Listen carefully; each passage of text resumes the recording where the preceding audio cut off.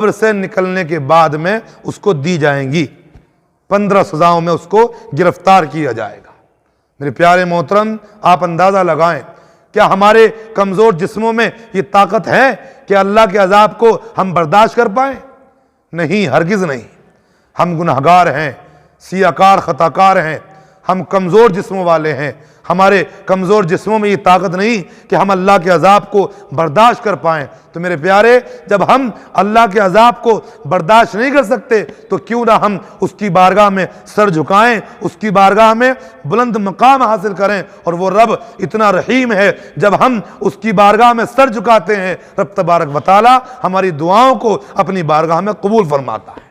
समझे आप? अब उन 15 सजाओं में 6 सजाएं दुनिया में, वो कौन कौन सी सजाएं हैं जो बेनमाजी को दुनिया में मिलेंगी? पहले 6 सजाएं। तो आका फरमाते हैं कि सबसे पहली बात तो ये है कि अल्लाह तबारक व तआला बेनमाजी की उम्र से बरकत को ख़त्म फरमा देगा। उसकी उम्र से बरकत ख़त्म हो जाएगी। मतलब ये है, अगर उसकी उम्र 500 साल की भी हो जाए, 1000 साल की भी हो जाए, लेकिन जिस वक्त वो मरेगा उसको ऐसा लगेगा जैसे मैं अभी तो पैदा हुआ था कुछ दिनों पहले और अभी मेरा इंतकाल हो रहा है। उसकी उम्र से बरकत ख़त्म हो जाएगी। नंबर 2, अल्लाह तबारक व तआला उसके चेहरे से नेक लोगों जैसी नूरानियत को छीन लेगा। जो बेनमाजी हैं, जो अल्लाह की बारगाह से दूर हैं, अल्लाह की बारगाह में सर झुकाने से गाफिल हैं, अल्लाह तबारक व तआला उनके चेहरे से नेक लोगों वाली नूरानियत को छीन लेता है। और वाकई यही होता है।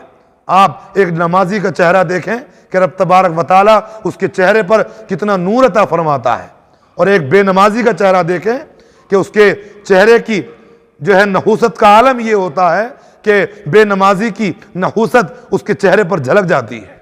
समझे आप? तो नंबर 3 है कि अल्लाह तबारक व तआला उसके किसी अमल का अजर व सवाब उसको नहीं अता फरमाता है। यानी जो नमाज छोड़कर और अच्छे काम करे, समझे आप? जैसे और नेकियां हैं, तो जो नमाज ना पढ़ता हो और नेकियां करे और अच्छे काम करे, तो मेरे प्यारे, बेनमाजी का कोई भी अमल अल्लाह की बारगाह में कबूल नहीं होता है। समझे आप? जो नमाज नहीं पढ़ता और अच्छे काम करता है तो उसका कोई भी अमल अल्लाह की बारगाह में कबूल नहीं होता है। अच्छा, नंबर 4, उसकी कोई दुआ आसमान तक बुलंद नहीं होती।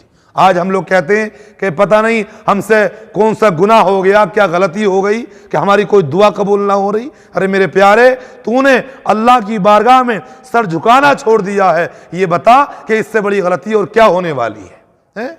मेरे आका फरमाते हैं, बेनमाजी की ये सज़ा है कि जो नमाज ना पढ़ता हो, जो अल्लाह की बारगाह में सर ना झुकाता हो, उसकी सज़ा ये है कि उसकी कोई दुआ अल्लाह की बारगाह में कबूल नहीं होती है। तो जब दुआ कबूल ना होगी तो आप मुझे बताएं कि परेशानी क्यों ना आएंगी, मुसीबतें, रंजो आलाम क्यों नहीं आएंगे? हम दुआ करेंगे, दुआ कबूल होगी नहीं तो परेशानियां तो अपने आप आएंगी।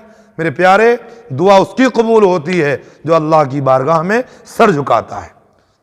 और नंबर 5, अल्लाह तबारक व तआला लोगों के सामने उसे जलील ख्वार कर देगा।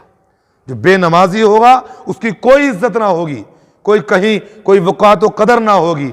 आप खुद भी जानते होंगे, जो नमाजी हो, चाहे कितना गरीब आदमी सही, कितना भी जो है मुफलिस सही, लेकिन जो नमाजी होता है अल्लाह की बारगाह में सर झुकाने वाला होता है, चाहे बज़ाहिर कोई उसका कितना बड़ा दुश्मन हो, लेकिन उसके दिल में कहीं ना कहीं रब तबारक व तआला नमाजी की मोहब्बत को पैदा फरमाता है।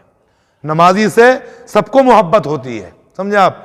तो नंबर 6 है, नेक लोगों की दुआ में भी उसका कोई हिस्सा नहीं होगा।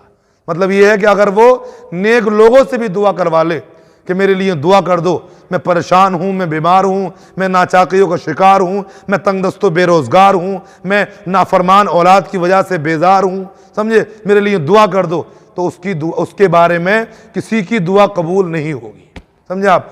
बशर आमाल अच्छे कर, तेरी उक़बा संभल जाए, जन्नत वहाँ नहीं मिलती, यहीं से साथ जाती है।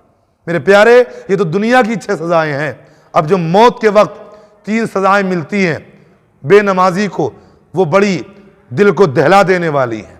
समझे आप? इनको तो आप बर्दाश्त कर लोगे, क्योंकि दुनिया में जो ज़िंदगी आप गुजारोगे उसमें बर्दाश्त कर सकोगे, मगर मेरे प्यारे, इसके बाद जो सज़ाएँ हैं उन सज़ाओं को आप बर्दाश्त नहीं कर पाओगे। मौत के वक्त की 3 सज़ाएँ, आका फरमाते हैं बेनमाजी को मौत के वक्त भी 3 सजाएं मिलती हैं।